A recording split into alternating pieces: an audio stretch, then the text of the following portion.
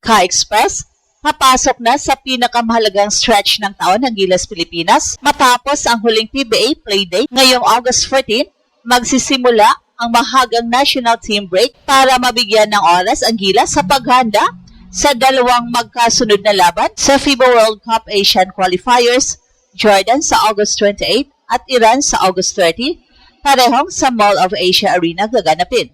Hindi pwedeng ordinaryong preparation lang ito. Nasa 5th place ang Pilipinas sa Group E na may 2-4 record, habang parehong 5-1 ang Iran at Jordan. So ibig sabihin, bawat panalo ngayon ay napakahalaga sa paghahabol ng Gilas sa World Cup qualification. At ang magandang balita, may home court advantage ang Pilipinas at magkakaroon ng mas mahabang pagkakataon si Coach Tim Cone na pagsamahin ang core matapos ang PBA break. Pero may malaking tanong pa rin, makakalaro ba si Kai Sotto? Sinabi ni Coach Tim na parehong gusto ng Gilas at ni Kai na makasama siya, pero may scheduling matters na kailangan ayusin. Samantala, nakahanda rin ang ibang big men at veterans para punan ang kailangan ng ating national team. At hindi nagtatapos sa Iran at Jordan ang paghanda. Pagkatapos ng FIBA window, tuloy-tuloy agad ang build-up para sa Asian Games title defense. May dalawang tune-up games laban sa South Korea sa September 4 at 6 bago dumiretso ang Gilas sa Japan. Sa Asian Games, kasama ng Pilipinas sa Group C ang Bahrain, Kazakhstan at China, kaya malinaw ang misyon, ayusin muna ang World Cup campaign.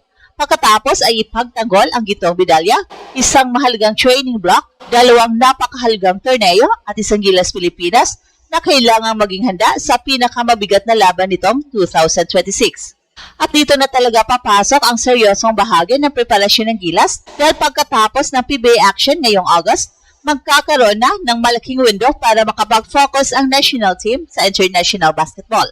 Ayon sa inilatag na PBA schedule, August 14 ang final play date bago ang break at ang liga ay magbibigay daan sa Gilas para sa FIBA World Cup Asian Qualifiers at pagkatapos ay sa Asian Games. May naunang roadmap din ang SBP na higit 2 linggong preparasyon ang target bago bumiyahe ang Gilas para sa susunod itong international commitments. At napakahalaga ng pagkakataong ito para kay Coach Tim. At bakit? Dahil hindi madaling opponents ang paparating. Unang harapin ng Gilas ang Jordan sa August 28, pagkatapos ay ang Iran sa August 30, parehong sa Mall of Asia Arena. Isang araw lang ang pagitan ng dalawang laro, kaya hindi lamang physical conditioning ang mahalaga, kailangan ding handa ang scouting, defense schemes, rotation at adjustment ng coaching staff. At mas nagiging interesting ang Jordan matchup dahil meron silang bagong coach. Kinuha ng Jordan ang Spanish coach na si Luis Guil, isang veteran tactician na may experience bilang coach ng Spanish youth national teams at naging assistant din ng Spain senior national team sa Tokyo Olympics at 2023 FIBA World Cup. Kilala siya bilang defensive-minded coach, kaya posible talaga magkaroon ng pagbabago sa sistema ng Jordan pagdating nila sa Manila. At hindi rin biro ang personnel ng Jordan. Nariyan ang naturalized scorer na si Jalen Harris, front guard na si Freddie Ibrahim at 7-foot center na si Ahmad Duari. Sa kanilang 6 qualifying games, nakapagtala si Harris ng average na 27 points habang mahusay din ang shooting niya mula sa 3-point line. So ibig sabihin, kailangan ng Gilas ng organized defense, hindi pwedeng puro palitan ng puntos. At kung matatandaan natin ang sinabi ni Coach Tim ng previous window, gusto niya maging identity ng Gilas ang defense. Sa kanilang preparation bago ang New Zealand game, malinaw ang kanyang punto. Ayaw niyang umasa lamang ang Pilipinas sa shootout dahil mas magiging consistent ang Gilas kapag defense ang pundasyon ng laro. Pero may mas malaking problema ngayon, size. Dito pumapasok ang pangalan ni Kai Sotto. Napakalaking bagay kung makakasama ang 7'3" Pinoy center kontra Jordan at Iran dahil parehong may size, physicality ang dalawang Middle Eastern teams. And as of this latest update, gusto ng Gilas na makasama si Kai at gusto rin mismo maglaro ni Kai. Pero ayon sa report, meron pang schedule-related matters na maaaring makaapekto sa kanyang availability. Sinabi mismo ni Coach Tim na umaasa siyang makakasama pa rin si Kai, lalo na tinuring niyang halos do or die ang window na ito para sa World Cup qualification campaign. At yun ang dapat maintindihan ng mga fans. Hindi ito ordinaryong dalawang home games. Pumasok ang Pilipinas sa second round na may 2-4 record dahil carry-over ang resulta mula sa first round. Samantala ang Australia ay 6-0, Iran 5-1, Jordan 5-1, New Zealand 4-2. Habang magkakabantay ang Gilas at Serbia sa 2-4. Kaya napakaliit na ng margin for error. Kung kayang makuha ng Gilas ang dalawang home games kontra Jordan at Iran, biglang mabubuhay ng husto ang kanilang World Cup campaign. At malaking bagay dito ang home crowd. Sa halip na bumiyahe sa Middle East, parehong laro ng Pilipinas sa fourth window ay gaganapin sa Mall of Asia Arena. Kaya may pagkakataon ng Gilas na gamitin ang familiar court, Filipino crowd at may comfortable environment bilang advantage. Pero hindi sapat ang home court. Kailangan talaga ng preparasyon, kailangan ng chemistry, kailangan ng defense discipline, kailangan ng rebounding, at kailangan ng consistent execution ng sistema ni Coach Tim. At dito magiging napakahalaga ng training period pagkatapos ng PBA break. Hindi na yung tipong isang practice, isang walkthrough, tapos laro agad.